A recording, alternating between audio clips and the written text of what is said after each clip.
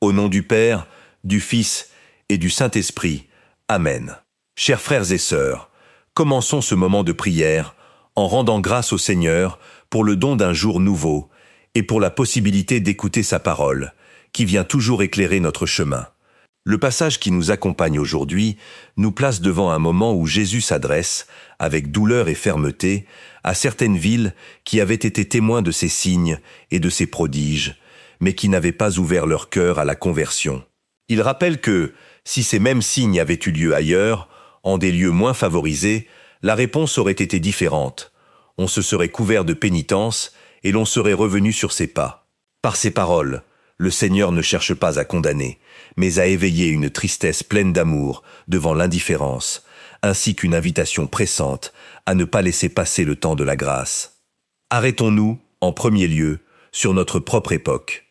Aujourd'hui encore, existent des attitudes qui nous éloignent de l'amour, l'individualisme qui nous enferme sur nous-mêmes, le manque de compassion envers celui qui souffre, la recherche constante d'intérêt personnel au détriment du bien commun.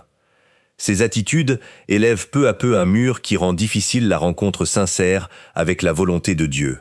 Et pourtant, de même que dans ces villes anciennes furent accomplies des œuvres qui ne furent même pas consignées par écrit, de même dans notre propre histoire, Dieu a agi de bien des manières que nous ne parvenons pas toujours à reconnaître. Ce qui transforme véritablement, ce n'est pas d'avoir été témoin d'un prodige, mais la disposition intérieure à se laisser changer par lui. Dans un second temps, pensons à la signification de se revêtir de pénitence. Dans la tradition ancienne, se couvrir d'une étoffe rugueuse et de cendre n'était pas un geste vide, mais l'expression visible d'un cœur repentant, disposé à laisser derrière lui l'erreur pour revenir sur le chemin de la vérité. Ces paroles du Seigneur ne naissent pas d'un reproche sévère, mais d'une tristesse pleine d'amour. Il avait enseigné, il avait guéri, il avait marché parmi les gens en annonçant par des actes la proximité de Dieu, et pourtant bien des cœurs sont demeurés fermés. Aujourd'hui, comme toujours, le Seigneur continue d'inviter à revenir à l'essentiel, à laisser l'orgueil et la suffisance pour embrasser l'humilité et la confiance en sa miséricorde. Il ne s'agit pas seulement de gestes extérieurs, mais d'une attitude profonde qui renouvelle la vie tout entière.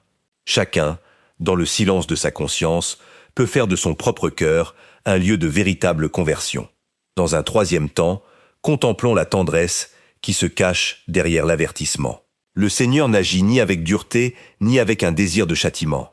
Il tend au contraire la main sans relâche, il appelle avec patience et s'approche avec délicatesse de ceux qui se sont éloignés. Il ne convient donc pas d'imaginer Dieu comme un juge implacable, même en lisant les récits les plus sévères de l'Écriture. Il a toujours cherché à enseigner et à guider, d'abord à travers ses messagers, puis, de manière pleine, à travers son propre Fils. Il est un Père qui invite avec amour, attend avec patience et offre continuellement son aide, même si la réponse humaine n'est pas toujours à la hauteur de cet amour. En rappelant ce qui s'est passé autrefois, le Seigneur ne cherche pas à condamner, mais à souligner le sérieux de l'appel à la conversion et la valeur immense de l'œuvre de salut qu'il est venu lui-même accomplir. Dans un quatrième temps, tournons notre regard vers la rencontre finale avec Dieu. L'Écriture nous invite, non par crainte mais par espérance, à vivre avec davantage de conscience et de préparation intérieure, sachant qu'un jour, toute notre histoire, nos œuvres d'amour, mais aussi nos omissions, se présentera devant celui dont le regard est lumière et miséricorde. Cette vérité n'est pas une menace, mais un appel à vivre éveillé, attentif à la voix qui nous invite continuellement à la vie en plénitude.